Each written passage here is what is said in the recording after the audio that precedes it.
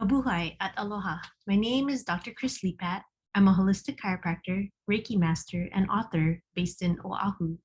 I'm happy to be a part of the Maui Filipino Chamber of Commerce because I offer intuitive guidance, nutrition, energy work, and holistic lifestyle advice virtually for folks who are looking to fill a gap in their healthcare team. I have an in person practice too in Honolulu called Mind Body Energy Medicine, and I also teach Reiki classes there. I'm excited to give back to the Filipino youth in Hawaii via the Maui Filipino Chamber of Commerce Scholarship Program. I offer a couple of products. There's Between Elixirs, which are flower essence gem elixir tools for mind body energy practitioners and also for those who are engaging in self healing practices. And also Bye Bye In Creatives, which is healing art that incorporates Bye Bye In, a pre colonial script of our motherland, as a medium for reflecting on our position as Filipinos learning from and contributing to the Hawaiian indigenous host culture.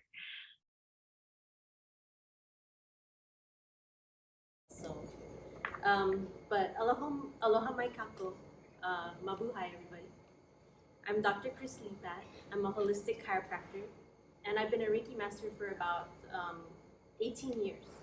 I was a pre-med biology major over at Oberlin College, and then I got a master's in nonprofit management from New School in New York City because I got into activism and I just wanted to save the world. And I graduated magna cum laude from Life Chiropractic West about 12 years ago. That was not easy. Yeah, but I'm very detail oriented, so it actually worked for me. It worked for me in that way. And so you'll see with my detail orientedness how this came about. I trained in applied kinesiology or muscle testing. I'm certified in functional medicine. I'm also a certified Maga Anito of the Hilot Academy of Binabailan. So that's in our Filipino tradition.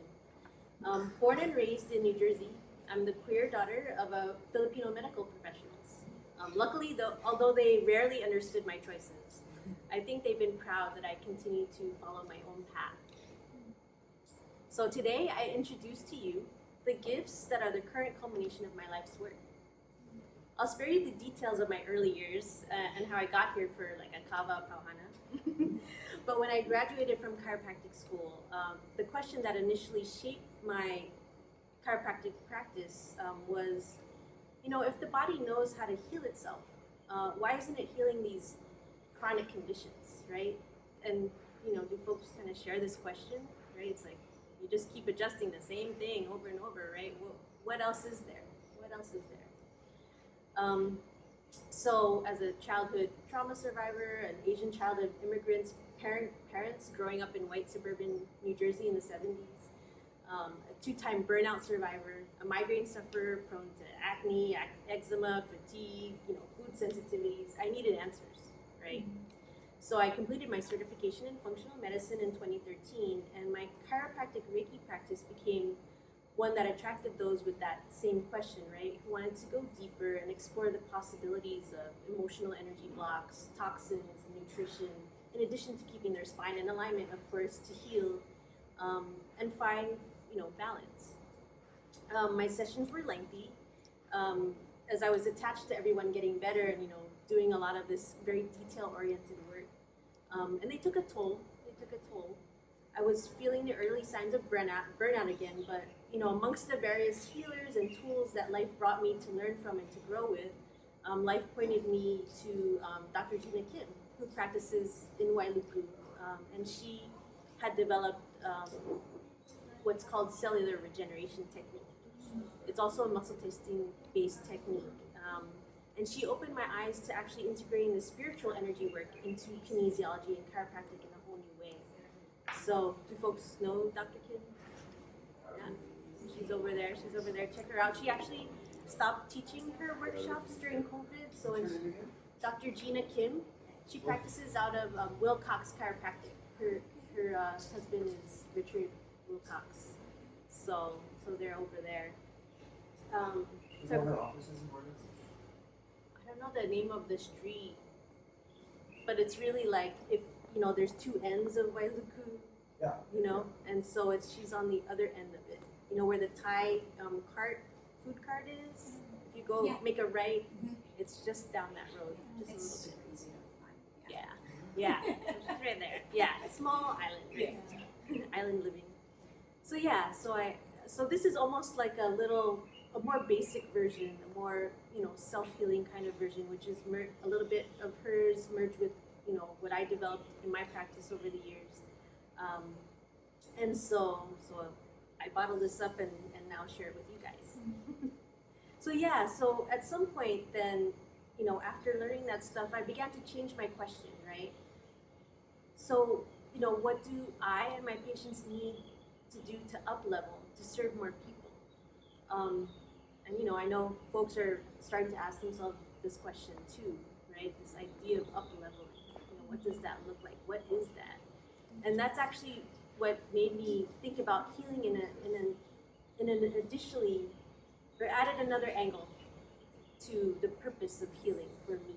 And so I came up with this concept of this transformative healing concept, right? And so this is what I want to share with you today as we kind of read a little bit into the science and then also back into the spirit of things.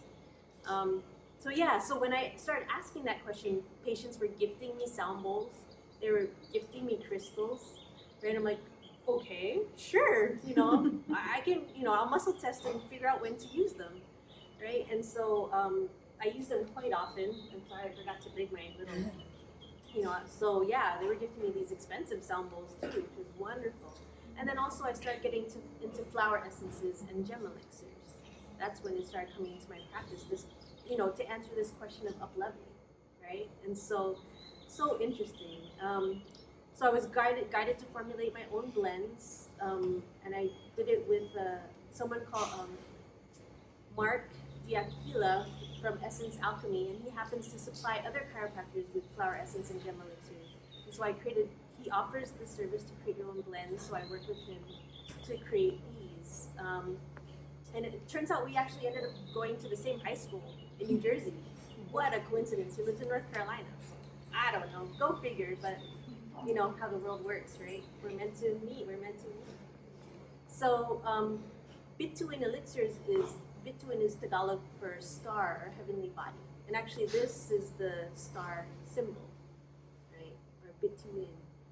So, as this more sophisticated view of healing began to coalesce, as I began to learn more by leaning into communion with my guides and my ancestors, I realized I had developed a unique point of view and a healing system that needed to be shared with others. I followed my guides, maxed out my credit cards to pay for an expensive writing program called The Author's Way. Coincidentally, the bulk of the writing deadlines happened to fall at the same time as the first COVID wave shut down. So I couldn't work anyway, so I was able to, download this book. So the Meta Self-Healing Framework is called, the book is called Knowing, The Intuitive's Guide to Transformative Healing. And this method takes self-healing to a whole new level, I hope. I'm excited to introduce this system and the elixirs to you. Have any of you guys done muscle testing on your own? Oh my gosh, this is great. Love it. Good, yay, so we can hit the ground running. Let's see, so this workshop then we can, really get into using it and working with it and using it, and good, we can hit the ground running. Yeah, and so you can use this method on yourself, you can use it virtually, you can use it in practice. I've used it to if I'm thinking, gosh, what's clearing me, what's blocking me from receiving, right? And I'll ask that question and then go through the process, right? Or is there, something on the land that needs clearing, right? And I'll go through the process. So we'll get into it. Introduction to the Knowing Method and Bituin Elixirs. And I guess I'll do the first half just to kind of get us started, and then we'll go around. Okay, so you do not see the world as it is. You see it as you are. Uh-oh. Busted.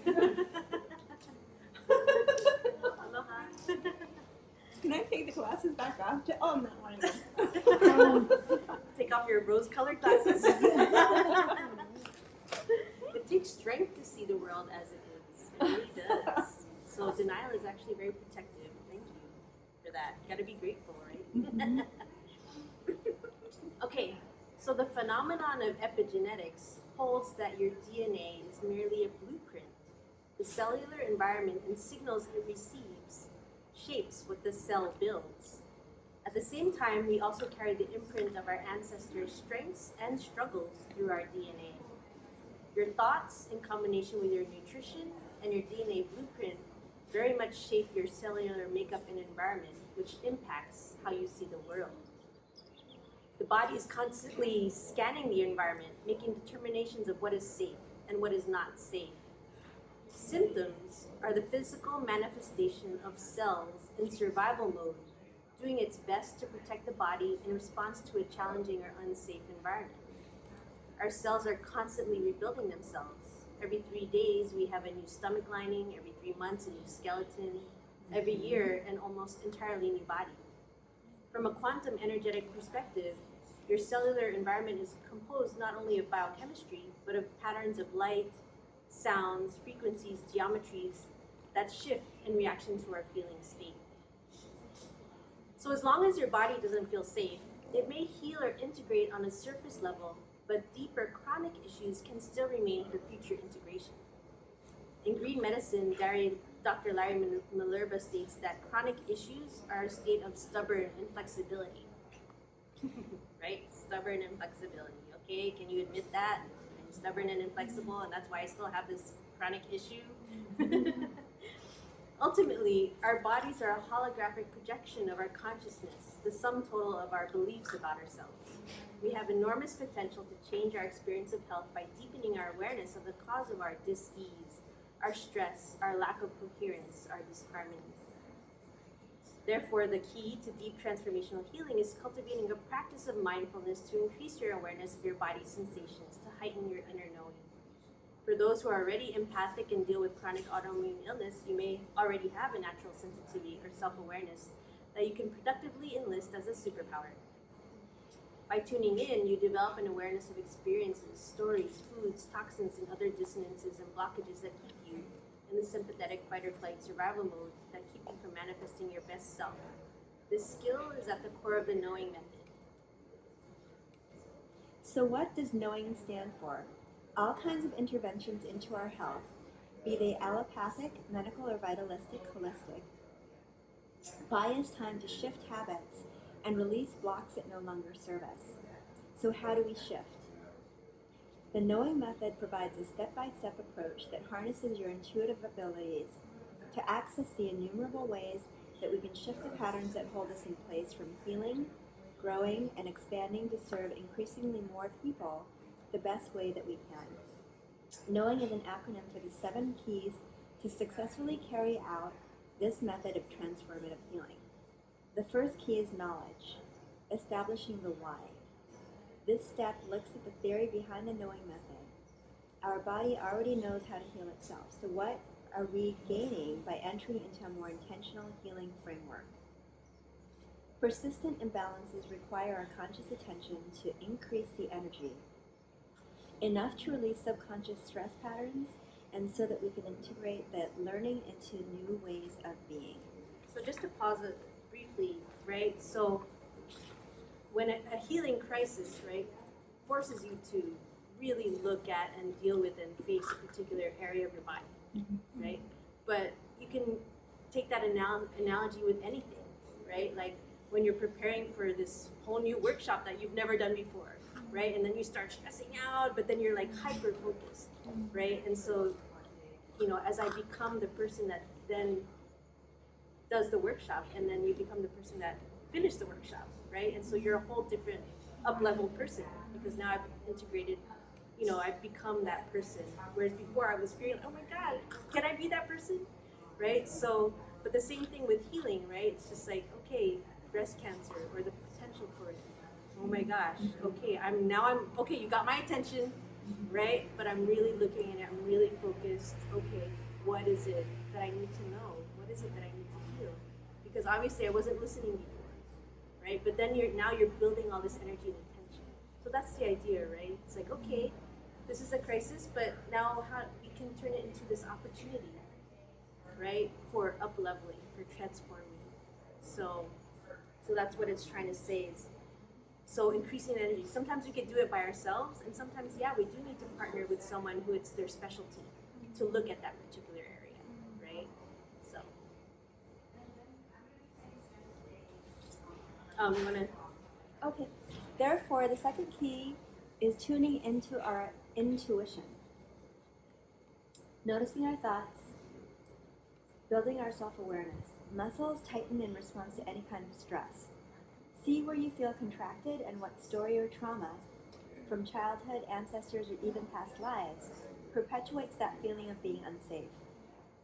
As these thoughts come up, you can bring compassion, love, and forgiveness to them. Or can you bring compassion, love, and forgiveness to those experiences? Do you need assistance to bring these insights to light, or additional skills, self-healing approaches, or a catalytic intervention to help you shift and release? Once you identify the need for intervention, the next step is the third key, observation or discernment. How do you tune in and receive guidance? There are various ways to get in touch with your higher knowing. The challenge here is how you can become a neutral vessel for receiving guidance without attachment. Uh-oh. Okay. The fourth key is wonder. This section outlines the process of asking questions as a way to turn the opportunity of healing into a moment of growth, miracles, and evolution. Yeah, keep going. The fifth key is intervention. In acknowledging the different angles through which you can access low vibrational, incoherent, disharmonious, cacophonous, energetic blocks, limiting beliefs, and non-beneficial habits, you can bring your conscious attention to each aspect so that you can soften, release, dissolve, resolve, or absolve this stress pattern. After identifying the level of intervention, you can employ the sixth key of intention. This section outlines 8 energetic approaches to support the transformation of the stress pattern. In doing so, you harmonize it into your increasingly complex symphony that is your never-ending, ever-evolving soul. The seventh key is growth. This is where you bring together all your insights into a divinely guided, transformative healing action plan. Yeah, so that's the excerpt from the book. But then, so when we get into the actual 8 energetic approaches, we're definitely gonna work on that and get into it. So, so let's finish up. Alma, do you wanna do the next section? Quantum evolution. Quantum physics has shown that we are but a multitude of synchronized, organized frequencies. In other words, we are a musical symphony physically manifested and walking around on Earth. When we integrate an experience of life, we've simply added another note to the music that we are, increasing the complexity of our music ever so slightly. Our structure is determined by our music. If the music changes, the structure changes. Thus, if we increase the complexity of the music by integrating a new one experience, we increase the complexity of our structure. This, to me, is what evolution is, simply the integration by living systems of frequency upon frequency over billions of years. Viewing the experiences of life in this way opens the door to see every experience, no matter what it is, as an opportunity to learn, grow, and evolve. From Dr. Sue Brown, DC Biogeometric Integration. I love this quote. Right? We are a symphony. I also love it because it gives me hope. It gives me hope that we are all evolving. We're all learning, right? We're all integrating in our own ways, in the best ways we know how, right? Maybe some people are going slower than others, right? A lot of my women patients are just like, when is my husband gonna get with the program? There's no Right? pun, Ellen. Ellen is exceptional. Oh no, yeah, definitely. The fact that you are here is already an exception. But a lot of sometimes some of the men are moving slower, right? Because the system has helped them along for a long time, and the system hasn't been working for women for a long time. So we've had to kind of evolve faster, right? Just out of survival, right? And so now, yeah, the men are going a little slower. They're lagging. Well, it's because of how the world is set up right now. So, but it's changing, right? But yeah, this quote just kind of gives me hope. There's so many things in this quote that gives me hope about, but it also helps me to understand the world, right? And healing. From the viewpoint of our physical matter, which is basically energy vibrating at a slow enough rate to create visible matter, Dr. James Oshman, renowned energy machine medicine researcher, points out that the basic building block of the human body is the helix, of which collagen is a helix. Sure. The meridian system, a means of high-speed communication and acupuncture's primary system of intervention, runs through this collagenous connective tissue matrix of the body, which is the organ that touches all organs of the body. We are basically made of hydrated liquid crystals. This energetic matrix connects us to the cosmic matrix. We are an integral part of living and intelligent universe by Dr. Oshman. Awesome, right? We are hydrated liquid crystals.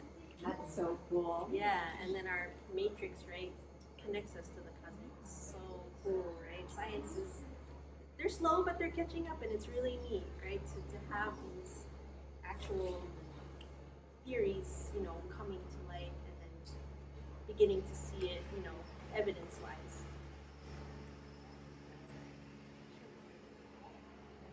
Yeah. Okay. True healing results in enlightenment. We are a dense Amalgamation. amalgamation of vibrating strings expressing as energy, frequency, sound, and light. Survival emotions such as pain, suffering, guilt, and shame have slower frequency and greater density than elevated emotions of bliss, freedom, love, and joy.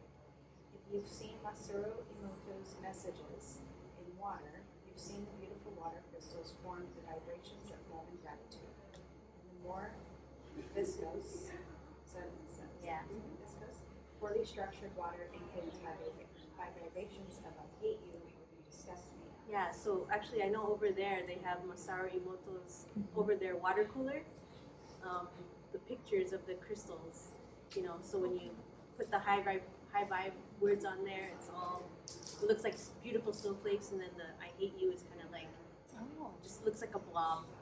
It's viscous, right?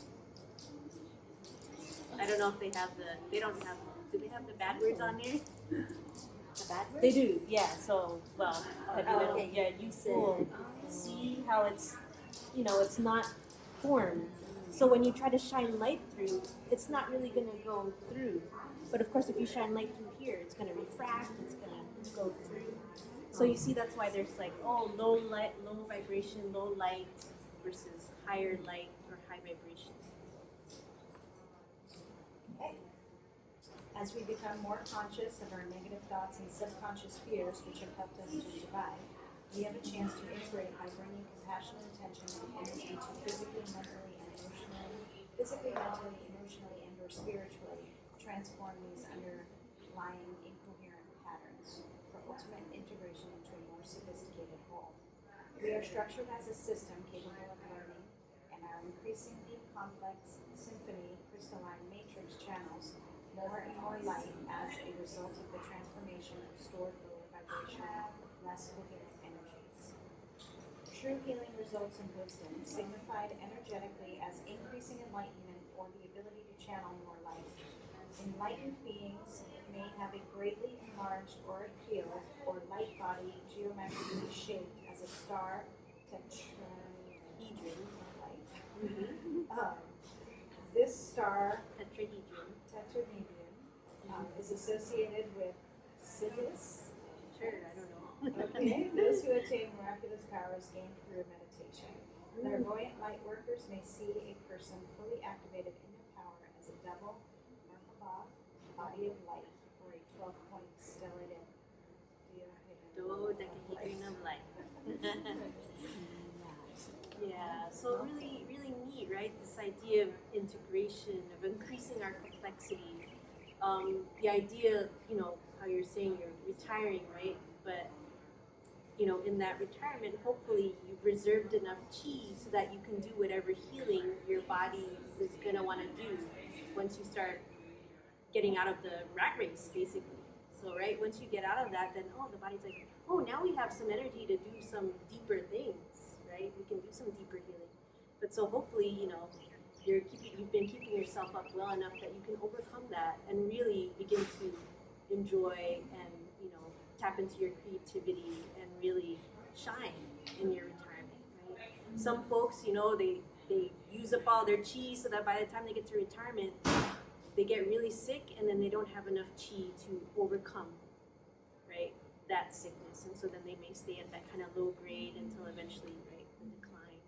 So so you always want to kind of, if you can, as at this age or even younger, begin that wisdom of protecting your chi, right, and seeing that your energy is sacred, and seeing, so your friend Rafa is a real, unique in that he's already aware, right, and the younger generation, hopefully they learn from us, so they will have even more energy to really raise up, our world, to one that's more balanced and makes more sense. So these ideas of having energy to change, energy to heal, right, and then to integrate. I just want to highlight these concepts because that's what's bringing us to more enlightenment in this lifetime. Right? You want to finish this off? Sure. Or do you? Actually, you want to finish this off? Everything is energy. Although we have been raised in current consumer culture to individualize, compartmentalize, to think that the whole is the sum of its individual parts. Indigenous cultures and ancient religions understand that we are all energetically connected, and our actions, however large or small, have a larger impact than we could ever imagine. To understand, that is to understand the power of nature, cause and effect, karma, and the connection between all people and things. When we see ourselves as a integral part of a living, intelligent universe, we understand that the human body is affected by all of the energies it encounters, including experiences, thoughts, emotions, joys, traumas, actions, and interactions.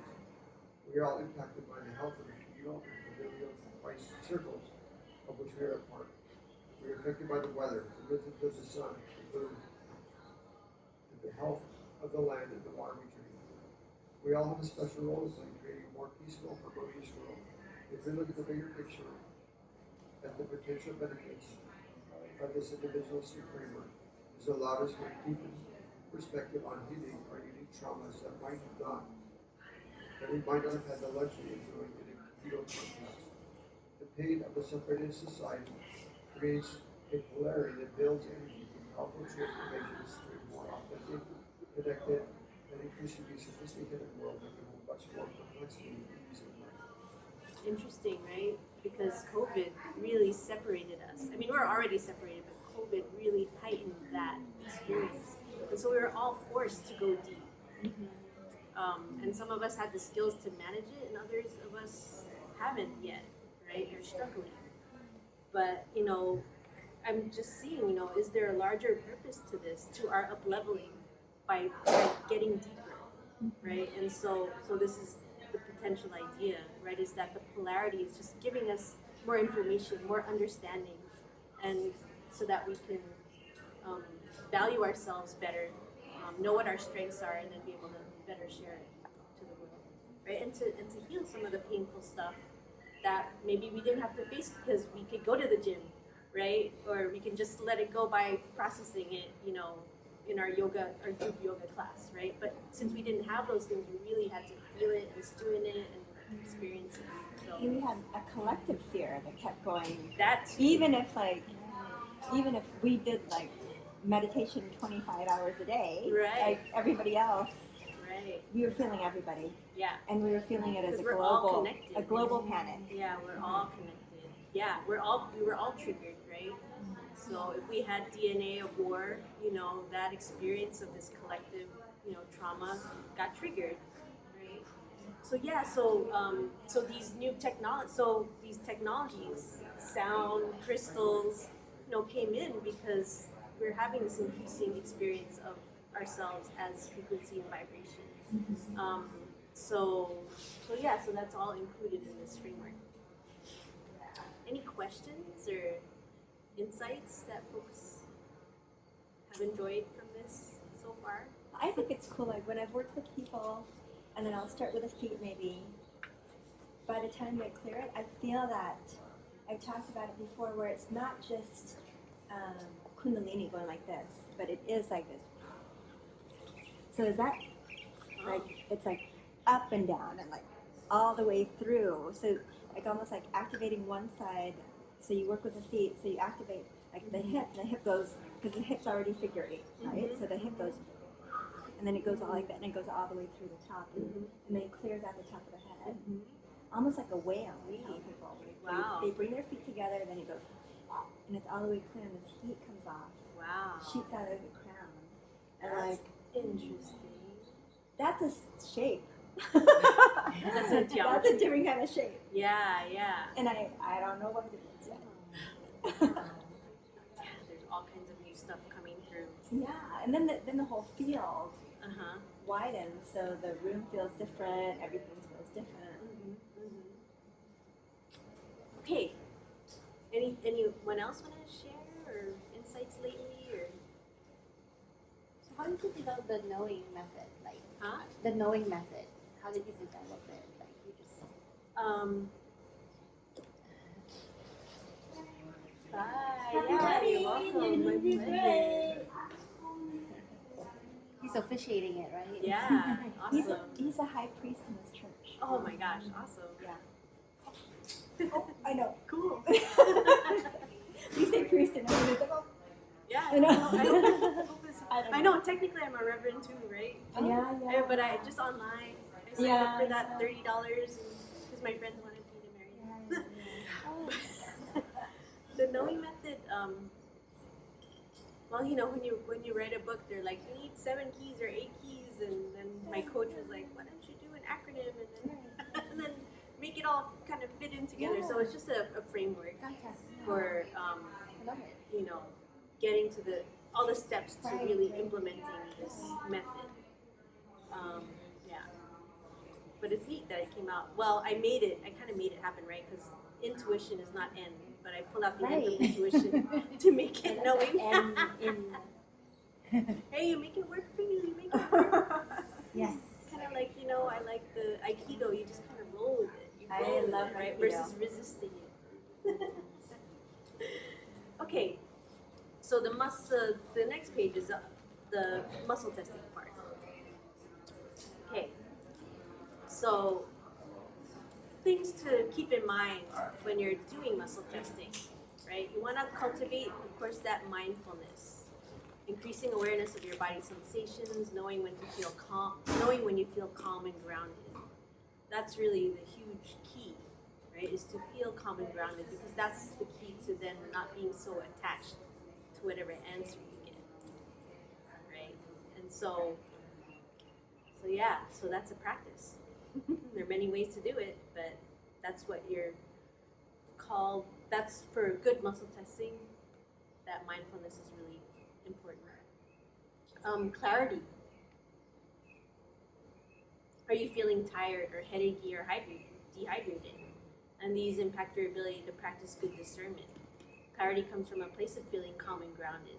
So for me, you know, I think, gosh, what's the best time of day, you know, that helps me to feel, when I feel that way, that's when I want to do the bigger questions, the more important questions that have more at stake, you know, when I'm calm and grounded. If I'm asking things like, you know, should I have this ice cream right now? You know, that there's not too much at stake, and, you know, it's just me. And Or why does this keep happening to me? But yeah, the bigger question, yeah, you might want to reserve that for those, you know, moments when you're grounded and calm and you're really receptive, right? So yeah, because then that leads to this concept of attachment, right? Part of cultivating your awareness is noticing when you are attached, right? And to me, it's usually when you're feeling tight, controlling, grasping. In a state of non-attachment, you feel open, relaxed, and light. Right? So if I'm tired, you know, and I'm trying to ask an important question, and you know, that's when I just want to make things happen. I want to control the answer, you know, and then I get the answer that I want, right? Because or you ask a few times and you just don't get good answers because you know you're just not in the right state of mind, right? So yeah, that is a good time to not trust yourself. Because a lot of folks, you know, they stop testing because they don't trust, right? And that's usually because, yeah, they can't be non-attached, right? And so that's a practice. It's an ongoing, never-ending practice. Monks spend lots of years just trying to get to that point of non-attachment, right? But if we can do it now, why not try? Why not try? So yeah, then this idea of divination type questions. So yeah, when you're asking about the future, what I find is that, you know, the answer sets you on a course for learning and increasing understanding. So oftentimes I find the answers send you on the most efficient path in time and approach. It may not necessarily be the easiest or the most comfortable path, right? So I don't know if you ask yourself big questions with muscle testing. More pendulum, probably. Oh yeah. I kind of see Because the them muscle testing, one I've and the same. done it only a few. Someone's done it on me, Mm. but I haven't done it on myself. So Mm. that's I'm curious. Okay. Yeah. No, I actually used pendulum for many years before I started trusting myself muscle test. And then at some point I'm like, you know, it's a pain to be carrying my pendulum around. I'm always losing it. It's falling. Oh yeah, you got it on your neck, so there you go. Yeah. Yours is so pretty. Yours is so pretty. I know. I guess I didn't think to wear a necklace, and so yeah. So then I started just telling myself, okay, I'm just gonna start trusting myself muscle test. And so that's the thing. You have to just decide when you're gonna start trusting yourself, and then do it. And it's hard for many people. People are very fearful of trusting themselves. I get it, right? But you know, for me as a person who experienced migraines, right, I just felt like, well, I'm just lying here. Life is just passing me by. It gave me a whole new view of time, right, and my own self-importance. It's like, you know, the world is happening without me, and so why am I thinking I'm supposed to save it? I'm not even there enough for myself. But anyway, I don't know how I got there. And so divination type questions, yeah. So or when patients ask me, oh, you know, should I move? Should I not move? You know, go off island? You know, big questions. You know, I gave this caveat, like if anything, it'll send you in the most efficient next step to look at. So it's not necessarily the answer, but it's more like I'm gonna lean towards this, explore it, feel it, try it on, and as I do that, I get more information. So from there, then that's gonna lead me to the next, right? So it may not be that you're supposed to move, but it may be that you're supposed to try it on, look at it, get more information. I really know what it is that I want, right? So it's that idea of like setting you in the most efficient direction, right? Whether or not you take it is up to you. It's still in your power, but it's an idea.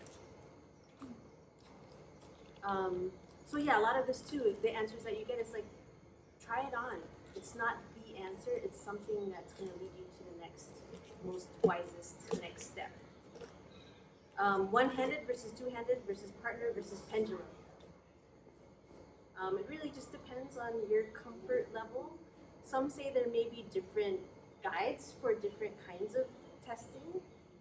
So again, it just depends on your preference. But I see them all as very similar. So you can use the pendulum with this method too. Yeah. And then also when you are tired, but you still kind of want to ask a question. Sometimes when you're tired, you may be switched, or you may get the opposite answer.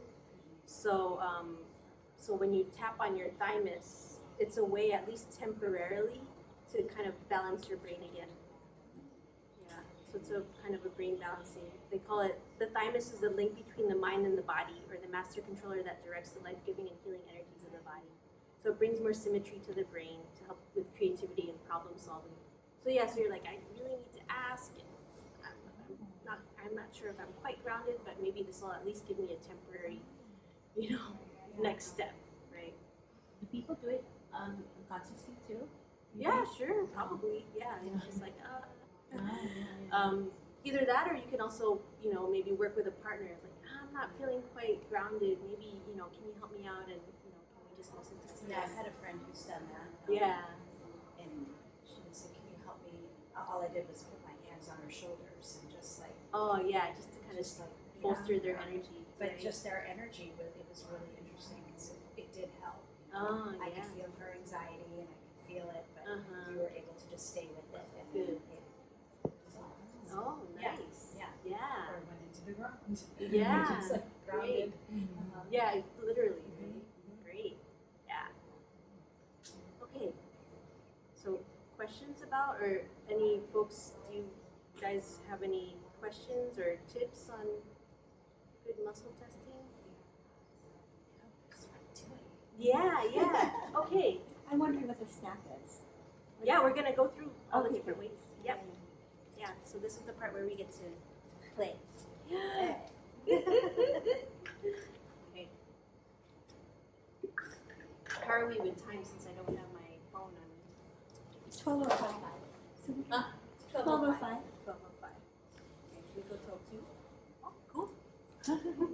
Lots of time. Should we order pizza? Just kidding. I know. I feel like we're studying together. Right, I know. It's kind of a funny lunchtime. Didn't bring any food. Sorry. Do folks need a little snack break or anything? I brought it. Do you want to want some? Good. Yeah. There's some Clif Bars. Okay. Yeah.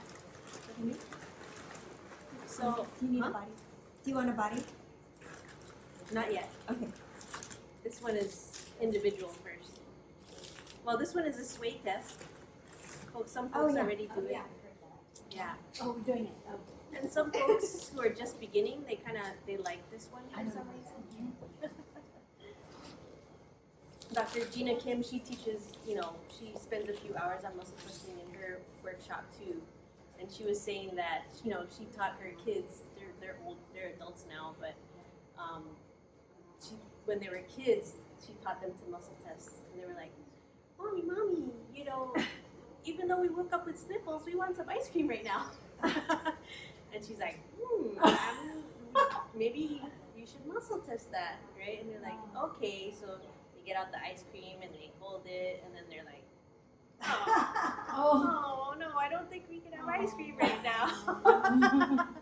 She's like, okay, well, maybe you could check later. And so later, you know, they felt better, and then they tried it. Oh, okay. They're like, yay, we can have it now. It's very cute, right? It's actually so fun to teach kids, you know, pendulum and muscle testing. Okay, so the sway, the idea is there's a couple ways you can approach it. I think for me, when I think about it, you can either ask and see what the answer feels like, or you can also provide clarity or direction on how you want the answer to feel like. So, like with the pendulum, right? Have you guys worked with pendulums at all? Yeah. You know, the idea is, you know, a pendulum sometimes will either move up and down for yes, or it may move in a clockwise position for yes. Yeah, so some pendulums, you can ask them, what does yes look like, right? Oh, I never even thought of Yeah, that. what does yes look like? And maybe the pendulum wants to go like that, or maybe it wants to go like that, right? But you could also just direct it. I've just said like, my name is Amy.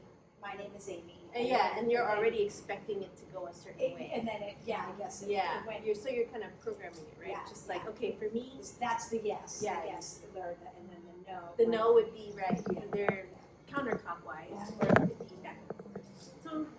So there's kind of in muscle. What's cool about muscle testing, right? And I didn't mention here how there's a lot of different layers, right? There's a lot of different ways of knowing. This is the. I can cut this out of the workshop, but this is the. You know, just the feeling way of knowing. You know, there's clairsentience and clairaudience, and you know, so many different ways of knowing. So for me, because feel is my specialty, it's taking me a long time before I've opened up to seeing and hearing, right? So this is almost like a sign language in terms of intuition, you know, in terms of the feel.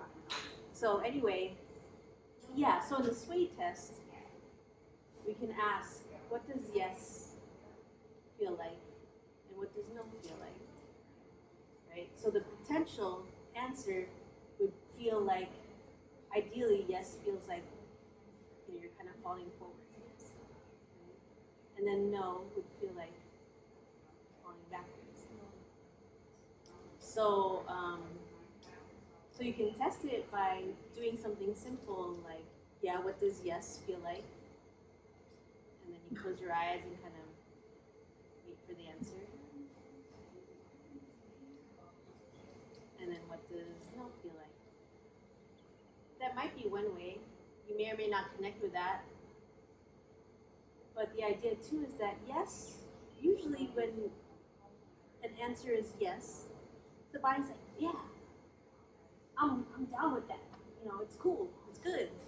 When an answer is no or false, the body starts to get into a little bit of a stress response, right? So like, my name is Chris. Yeah, very clear. My name is Jasmine.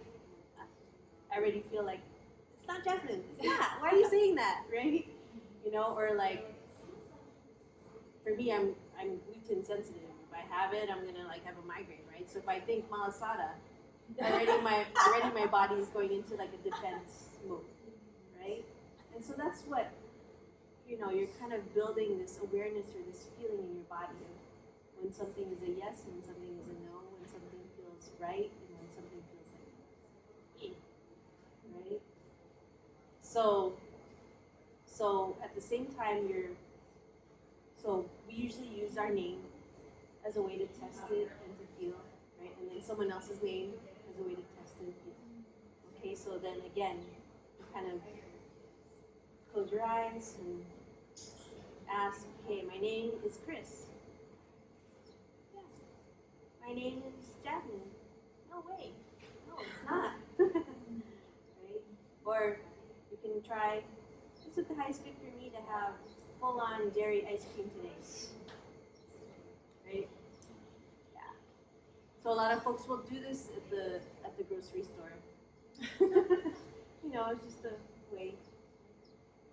So did you guys try? I mean, your sway is kind of your thing. My sway has been, I think it's interesting because with Master Shah's work, I switched where my yes was back. I was like, so just now I'm like, is that? I switched back then and now I'm switching back. So I think that maybe I was going through something. Yeah, you might have been neurogenically switched, Yeah. right? And so the tapping here, or making sure you're not dehydrated. Again, making sure you're grounded when you're asking.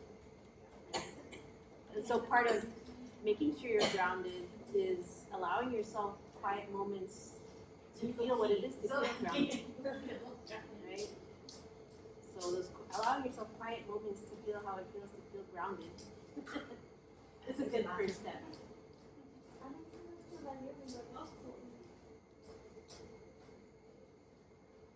Yeah. So that's sway. And so actually the way other people use sway is they may just isolate their heads. So as you're listening to someone, right? Or be like, okay. And allowing their head to move forward or back. Right? So it could be really subtle. Or just if you're sitting, again, you can allow yourself to move forward or back, right, and ask certain questions.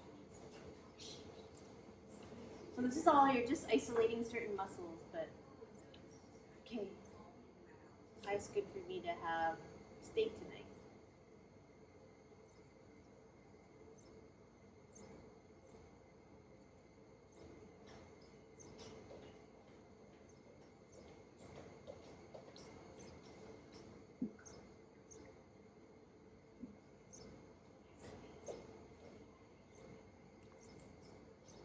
You guys able to ask yourself questions and kind of feel shift?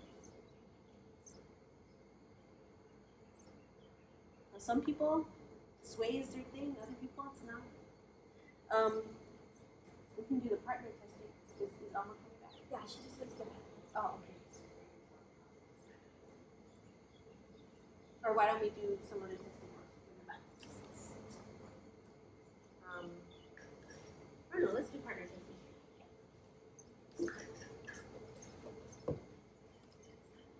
Okay, so do you do partner testing? I haven't in a long time. Oh, so, fun. Yeah. Okay. She's like,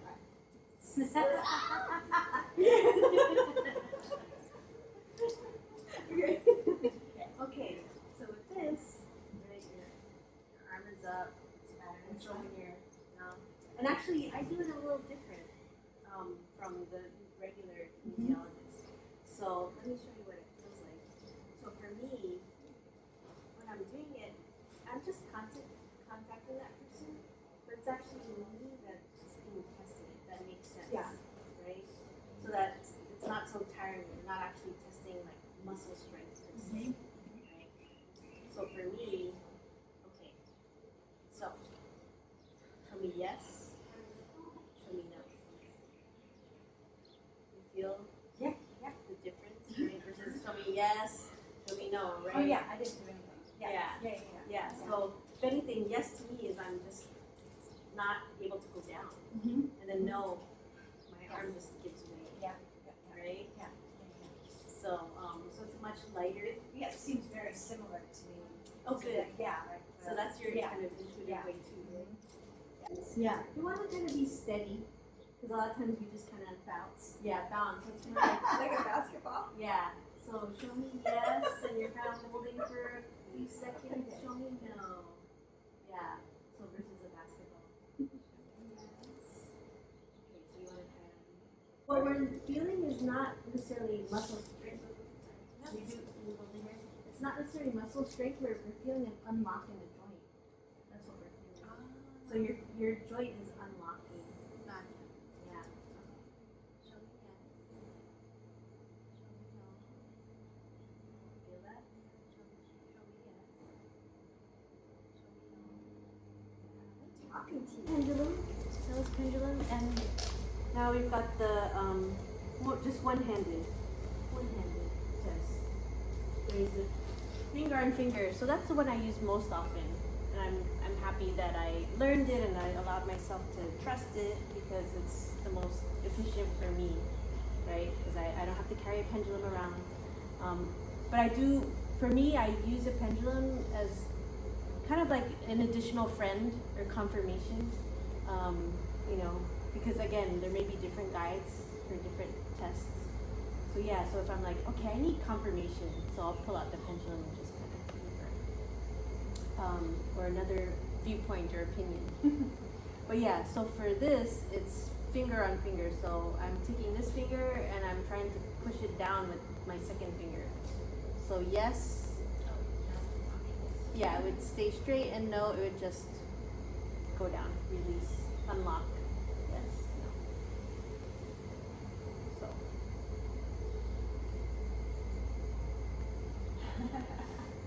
And that one, I'm like, as I'm working on patients, I'm always like, I remember my ex-boyfriend was like, what are you muscle testing? What are you muscle testing? I was like, none of your business. I got you. You don't have to tell me anything. He's like, I know, me and my partner both in the car, and we're like, she's like, as we're driving and thinking about stuff, what should we do today? What are we gonna eat later? Planning meals or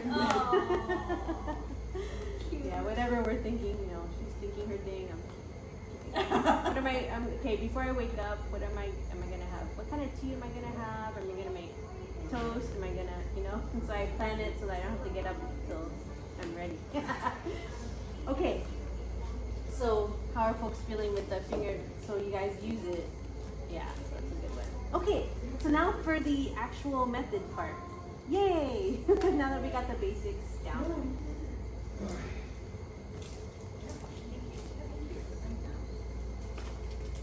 Okay, so this is the way to ask. So you would call upon your guides or whoever works with you, spiritual masters, God, higher knowing, whoever. for guidance, protection if you feel you need it. Then yeah, tap if you feel like you need to tap on your thymus. Breathe, right? Kind of feel grounded.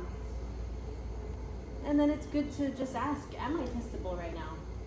And you'll get an answer, even though you may not be testable, but you'll get an answer, right? I know it feels weird, but ask, am I testable? Okay, if I am, good. What I then like to do is kind of establish a baseline. And I guess because I introduced this concept of enlightenment or light, then we can establish a light quotient. Where's my light quotient at right now? Is it at 100% or is it something less, right? Is it at 60, 70, 80? Oh, right now my light quotient is at 90%, right? Now, if you take a sneak peek into the healing chart, I do have this kind of baseline of, there's light from 1 to 100%. And there's other baselines. There's your elements, are they in balance? Earth, fire, metal, wood, water, are they balanced? Right? There's other checks like vagal tone. Is my vagal tone good or optimized? Are my energy centers means chakras? And some energy workers work with way beyond the basic 7, right? And so right now I'm looking at 22. But those are other kind of baselines that you could check on. So yeah, you can establish that if you want. It depends on how thorough you want to be in this approach. I mean, the other thing about this approach is that, yeah, it brings down the details of, how to implement these larger questions. When you work more on a kind of seeing and hearing plane, you may get kind of those broader sweeps, broader concepts. And so with muscle testing or with this kind of more detailed oriented line of questioning, I'm introducing this, this kind of day-to-day way of living with guidance. So, okay, so you tap on your thymus, am I testable? Establishing kind of baseline, and then asking, is it the highest good for me to ask a question at this time, or this question at this time, right? Just like I ask, is it the highest good for me to work on this person right now? Like especially if it's a loved one, it's helped me to create boundaries. So, yeah, is it the highest good for me to Reiki my partner right now? Because before I used to just Reiki all the time, anywhere, every time, anytime, right? And I realized that, especially as I become more and more powerful in terms of moving a lot of energy, it's not just I'm just sending Reiki. No, it's actually a lot of power. So sometimes, before I used to just kind of Reiki my partner, right? Just because I thought they needed it, thought it'd be a good idea, and maybe they seem to be suffering, I can offer something. So then I do it, maybe I might not tell them, and then, the next day my partner's like, I'm really emotional today. What happened? I was hoping to get some things done, but now I can't, right? And I'm like, sorry, I sent you some Reiki. And she's like, can you please ask next time? Right? And so I'm like, oh, okay, sorry, right? Of course I learned all these things from trial and error, right? They tell you not to do energy work without someone's permission, and I did it, and so now I get the consequences, right? But that's how I learn, and that's how I pass it on to you all. And so that's how I've learned, is it the highest good for me to work with this person? Is it meant for me? That a little bit. I would blow my nose too loud. I couldn't be. Well, I was just saying, as givers, right? We just, we have skills, right? We have talents. We just want to help, right? But especially as we become more and more powerful, as I'm a Reiki master, I've done 350 attunements, so my Reiki is not just something to kind of throw around, right? It's very powerful. But my partner, I see my partner suffering, or I see her child suffering, I know Reiki's gonna help them, and then I just, and maybe it's gonna help me too, because then they're, so there's, right? And so I send it. And then the next day my partner is like, man, I'm really emotional. And did something happen, or did you Reiki me? And I'm like, yeah, sorry.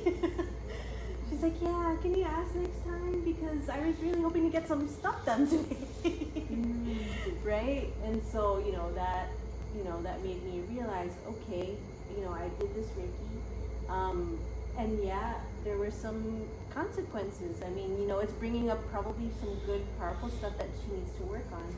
But it's also, called me out on leaking my energy. That was an energy leak. I gave energy inefficiently where it wasn't ready to be received, in the best way, in the most pono way, right?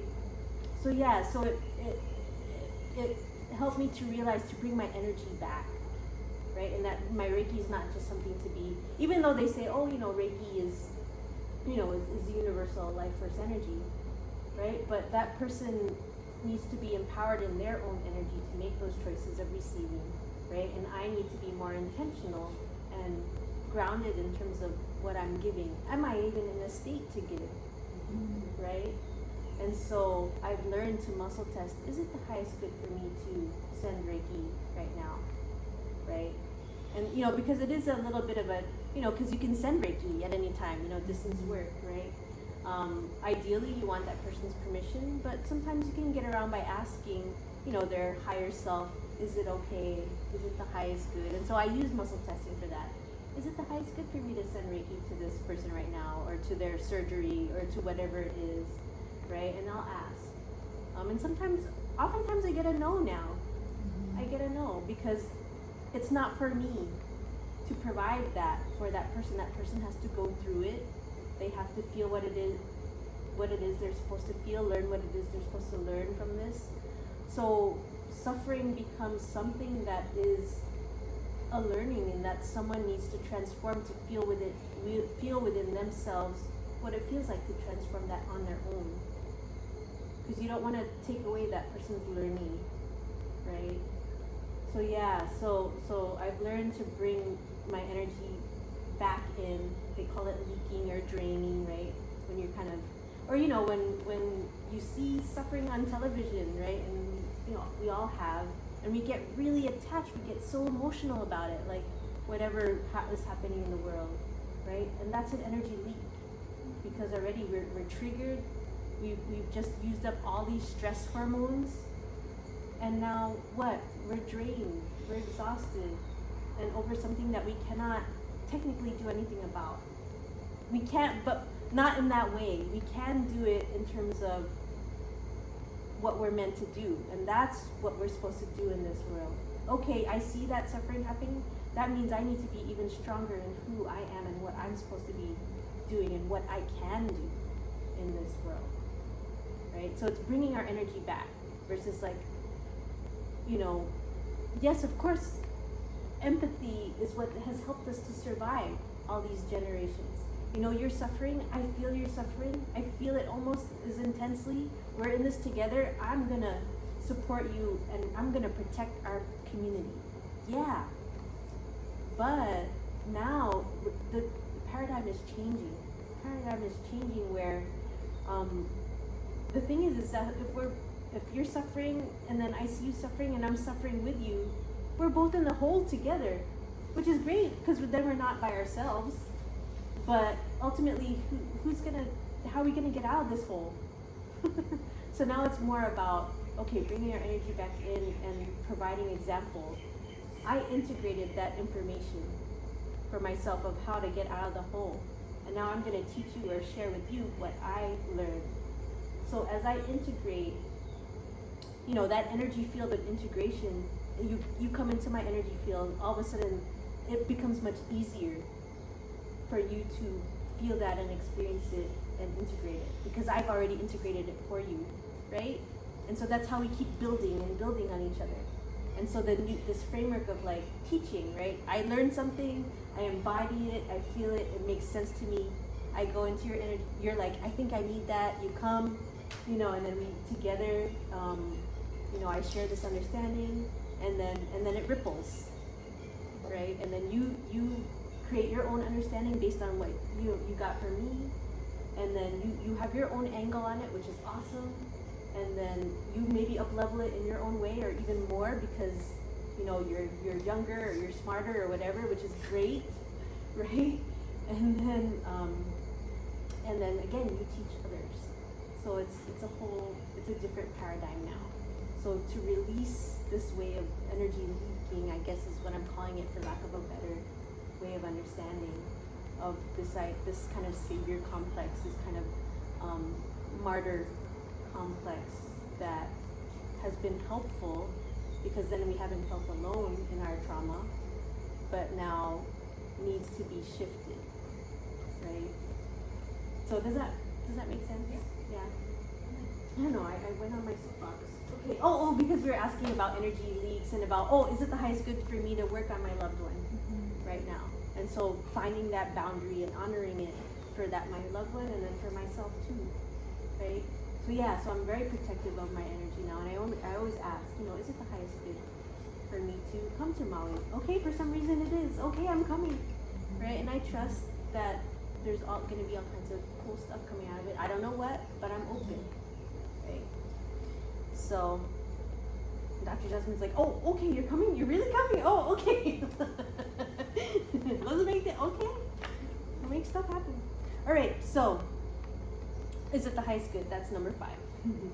Okay, so if you receive a yes, that it's the highest good to ask this question, then, okay, then how do you ask the question? You can ask, is it the highest good? Or you can ask underlying issues related to my prosperity blocks, or you can keep it open-ended and ask whatever is highest priority. So yeah, so you figure out the question. Is it the highest good for me to ask this question? And then you might follow up. Do I need more specificity around this question, right? And then from there, once you figure out the question, okay, so then how do we intervene? Okay, what's the level of entry? So that's where we turn to the chart, the knowing method chart. Okay, and so let's do a sample. Low back pain. Okay, at the end of my workday, I feel my low back pain, right? So I establish my light level. Okay, it's 90% right now. Oh, okay, gosh, that kind of sucks. So at what level should I look at my back pain right now?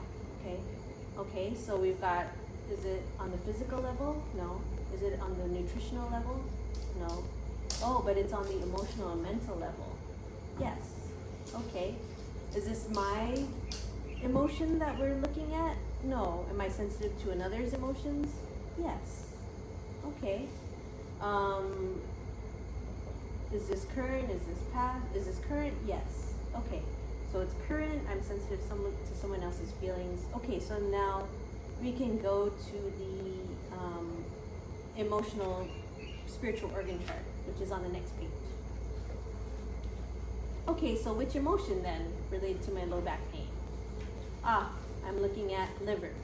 Okay, which emotion? Anger, irrationally, aggression, resentment, frustration, feeling annoyed. Okay, so I'm sensitive to someone else's feelings of resentment, frustration, and feeling annoyed. Oh, okay, I know who that is. Okay, so I think of that person and feeling sensitive to those feelings. Okay, so now what do I do about that? I've identified it. So I go back to the knowing method on the next page, now that I've identified that, and I look, okay, under vibrational remedies, it looks like I need a flower essence to help with that. Okay, so which flower essence? Let's see here. I need soul balm. Okay, so as I'm present and thinking, okay, even as this person that I know is feeling frustration and resentment, may I be safe and happy and healthy and live with ease. I can be calm and balanced no matter what anyone says or does. Okay? And breathe. I mean, you don't have to be as elaborate with that affirmation, but over time I've kind of developed that little script there. So, okay, so that was that for that particular line. Is there more in the emotional? No. Okay, so now I'm back on the chart here. Is there more levels to look at? Yes. Okay, so now we're doing another layer, right? So you see how we're kind of compiling this little framework, healing framework for ourselves? Okay, so now, okay, so there's an energetic or spiritual level intervention we need to look at. Okay, EMF sensitivity is coming up around my low back pain. Okay, so do I need more details around that? Yeah. Okay, related to the EMFs at my office? Yes. Okay. And now how do I want to address that? So let's look at the lower area here, which is all the options. Okay. So vibrational, spells, body work, reconnection, replenish. Okay. So under replenish, again related to EMF sensitivity, related to low back. I need a particular vitamin. Okay, well, there's a bunch of vitamins. There's A, there's B. I need vitamin C. Okay, I need vitamin C to help me with my low back at the end of the day and EMF sensitivity. Okay, do I need more details? Yeah, like how many milligrams? Sure. Okay, the options are 250. I need 500 milligrams of vitamin C right now. Okay, so I go get vitamin C. Or I write it down, to implement. Okay, anything else for my low back? No. Okay. So you see how it flows a little bit?